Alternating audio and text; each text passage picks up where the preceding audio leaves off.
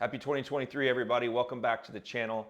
To kick off this year, we're going to kind of start off with one of the first things that you do when you get a mortgage or when you're applying for a mortgage, and that's to get pre-approved. I want to go over what that actually means, what's the difference between a pre-approval and pre-qualification, and things to look out for when you're getting pre-approved by your loan officer or by your mortgage company, and some things that can really help you along the way to make the process a lot easier and smoother for you. So stay tuned. We got that coming right up.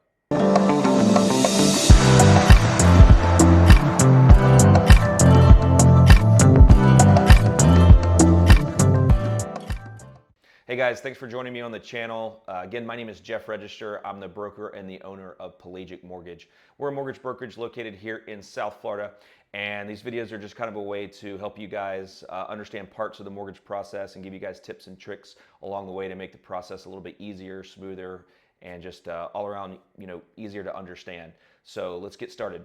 So let's define what a pre-approval is, right? So a pre-approval is your loan officer or the mortgage company that you're working with. They've taken an application from you, right? So you filled an application, whether that was online or you came in person and did it, or you did it over the phone, and they pulled a credit report, and then they looked at the information that you provided, right? Your income, your assets, and then they requested some documents from you, right? So they ask you for bank statements, they ask you for W-2s, they ask you for pay stubs. If you're self-employed, they ask for tax returns, and then they're gonna do some calculations. They're gonna figure out like what amount that you're pre-approved for, right? So up to a certain loan amount or a certain monthly payment, or maybe you just said, hey, can I afford this house? How much is my payment gonna be? Can I get approved for this loan amount? So that's kind of like in a nutshell what a pre-approval is. But what I want to do is I want to kind of break down some things inside of a pre-approval that a really good loan officer, a really good lender or mortgage company does to make sure that they've done their due diligence and made sure that you're actually pre-approved for the loan amount or for the monthly payment that you're looking for. Okay, so you've heard the terms pre-qualified and pre-approved. So what are the differences? Are they the same or are they not? Well, the only thing that really matters is the word pre-approved, right? Pre-qualified to some could mean pre-approved, but let's just toss that thing out the window. Pre-approved is the only thing that matters, okay? Pre-approved means, just like what I said before, is that your loan officer has taken an application and they've received your supplemental or your supporting documents to prove what you filled out on the application is accurate. So if your loan officer did not ask you for these extra documents, right? So your pay stubs and your W-2s and your bank statements, and they say that you're pre-approved, stop. You're not, okay? They didn't do their job, right? And this happens a lot with a lot of these online lenders where they have a big call center and they get you on the phone and they want to get you happy and they say, hey, yeah, you're pre-approved. I saw your application, but they haven't asked for any documents. They don't know if what you told them is accurate or not. So right there off the bat, that is not a pre-approval. So what's in a good pre-approval? Well, first of all, it's going to list the loan amount, right? And it could be up to a certain amount. You may qualify for more, but if you're looking in a range of homes, let's say the $500,000 range, it's going to say that on the pre-approval letter. Now, if you look at something a little bit higher, you're just going to give your loan officer a call and say, hey, we're looking at something. It's a little bit more than I was pre-approved for. Can I make this work? It's 525. They're going to give you the go ahead or say, hey, no, it's a little tight, and they're going to go from there. So first of all, that loan amount is going to be listed in there. The second thing that's going to be listed is a payment cannot exceed, okay? And that kind of ties into what that loan amount would be. And they're going to figure some taxes and some insurance, so your total mortgage payment, which includes all of that. Your pre-approval is also going to contain any contingencies, right? So if you have to sell your home before you buy another home in order to qualify, it's going to list that on there as well.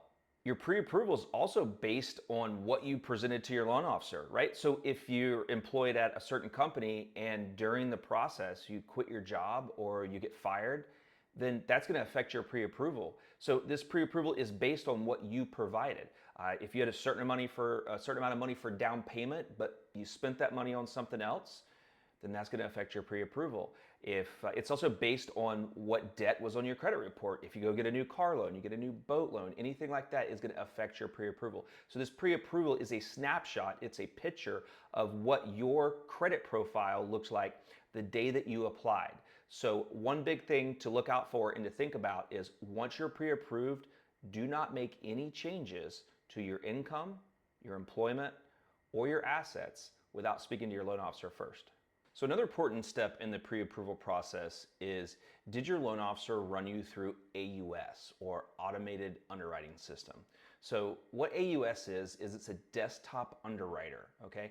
What that does is it takes your loan application, all the information that you provided, and it runs it through a system, either through Fannie Mae or Freddie Mac, and it's going to spit out some results, right? And it's going to say basically it's going to say yes or no, right? So it's either going to say approve eligible or it's going to say refer ineligible.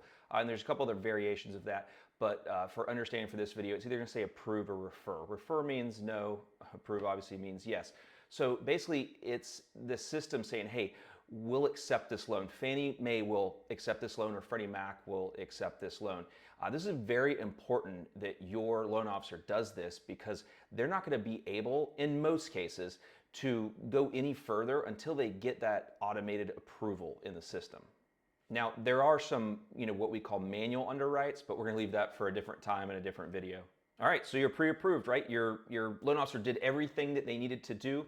They took your application, they combed through your credit report, they took the necessary documents they needed from you to verify income and assets. They ran you through AUS and everything is a go. So what are you going to do next? Well, you're going to take this pre-approval letter, okay, and you're going to give that to your real estate agent. Now your real estate agent knows, hey, they're pre-approved. Loan officer says everything looks good. We have a price range that we're looking at, and you're going to go out and you're going to look at homes in that range, and hopefully you find something that you love, you make an offer, and being pre-approved the right way is going to help you in the underwriting process going forward and make your life so much easier. Well, I hope this explained a little bit about getting pre-approved and, kind of the facets of what goes into a pre-approval. So if you guys have any questions, feel free to leave a comment or send me a message. I hope you guys like this video, so give it a thumbs up. And if you want to see more mortgage videos or mortgage related content, subscribe. Talk to you soon.